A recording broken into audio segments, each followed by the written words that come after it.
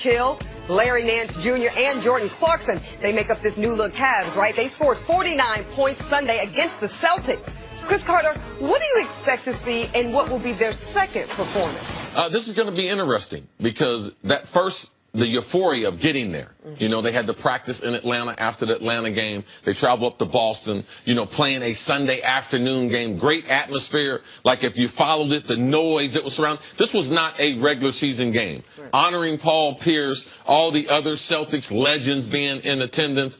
Now you're just in a normal regular season game, you know, in OKC. How do they respond to that? And I just believe with the time, like they will respond well. LeBron will get them acclimated. LeBron will be the focal point, not necessarily scoring, but distributing the basketball. The Cavs have decided the best team that they had was when LeBron was playing at the 4, but being the major distributor of the basketball. That's what this trade accomplished. It gave them younger legs, but it got them back to when they won, what, 18 out of 20? 18 out of 19. 18 out of 19. LeBron was the focal point of the offense, distributing the basketball. So that's what I think we'll see more of. So I want to tell the audience something. Yesterday after the show, Chris and I have these little impromptu meetings after the show sometime. Chris, we go over things, but also Chris is obviously more the television veteran, the pro, and he gives me pointers on things he thinks I can do better. And so we're walking from this building to the next building next door.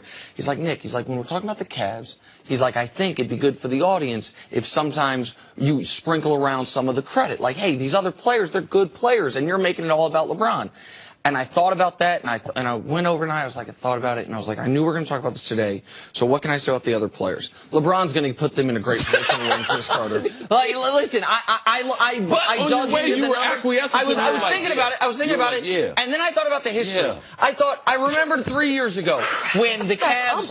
I thought about 3 years ago when the Cavs traded for Iman Shumpert, J.R. Smith, and Timothy Mozgov, and all of a sudden those three players play the best basketball of their lives. I thought about 2 years ago when everyone thought Channing Frye was done as an NBA player, and he went to the Cavs, and he had a resurgence. But you talked about him then. I talked about them then, and I'm going to give these guys credit, but I also dug into the numbers. One of the reasons the Cavs were able to hit shots at the efficiency they were in that initial game, how about this?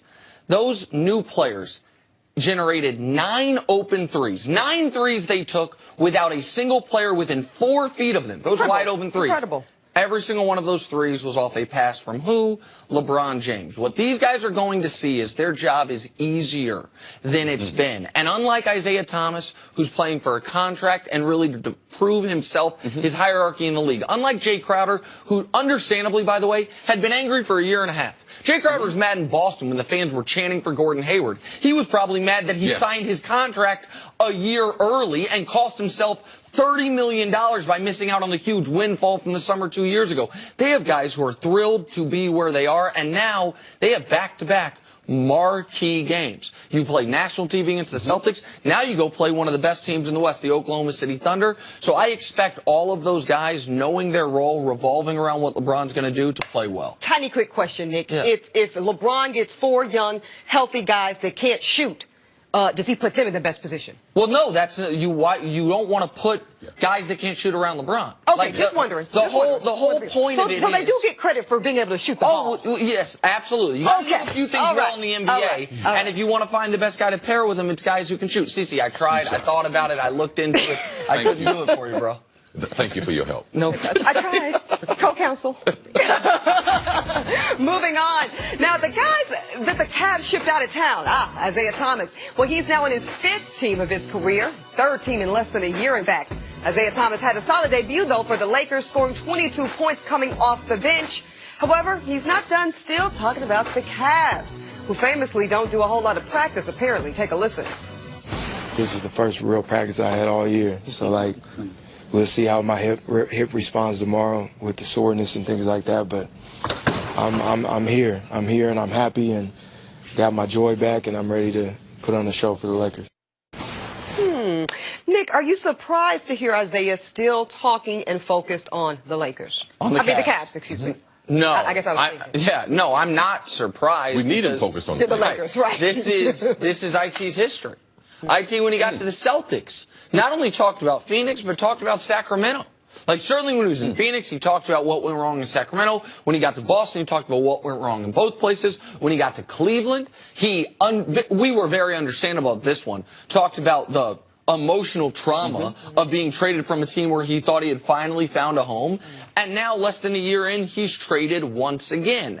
But because I do root for Isaiah Thomas. He is an amazing story. And anyone that size that accomplishes what he has accomplished in this league, the work ethic and determination is off the charts. So I want him to be successful.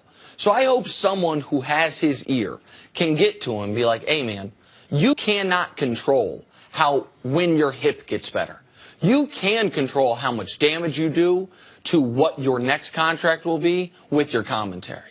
And when your comments with the Cavs is one of the reasons you got dealt, and then your comments with the Lakers were not, at least your agent's comments initially were not great when it was IT will not come off the bench.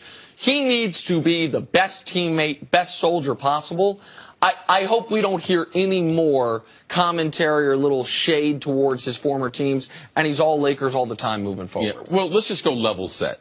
So a lot of NBA teams don't practice a lot. They don't have a lot of time to practice. Now, the Cavs, when IT was on their team, they were the oldest team in the NBA. So not only have they played extended seasons the last several years, but this is the oldest team. So when you have the oldest team, you're going to practice a little bit less. Practice meaning running. That means you're walking through stuff. They just aren't running. Let's also go back to the regular season. They've had a bunch of guys hurt. LeBron, opening night against Boston, he was questionable with his ankle injury from the second day of training camp. Right. So they missed all training camp together. It's February the 12th yesterday. He didn't know if his hip will respond even to a full practice. So even if Ty Lue and them had a full practice, he couldn't have done it because his hip. He gave that up to us. So I just said he's not necessarily throwing shade at Cleveland. The reality is these are two different teams. The Lakers are a very young team.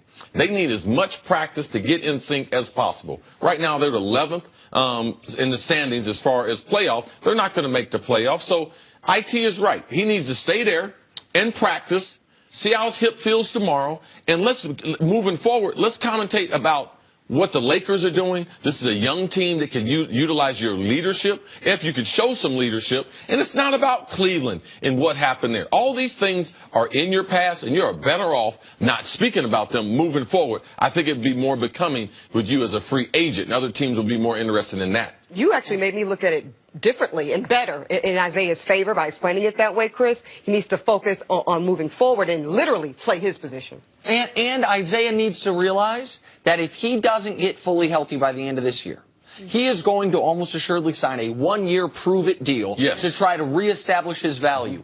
If the Lakers miss out on free agents, there's no better place for him to sign that deal than in Los Angeles because they will want guys on one-year deals. This could be a great spot for him. I hope he doesn't screw it up. Don't mess it up, Isaiah. Coming up.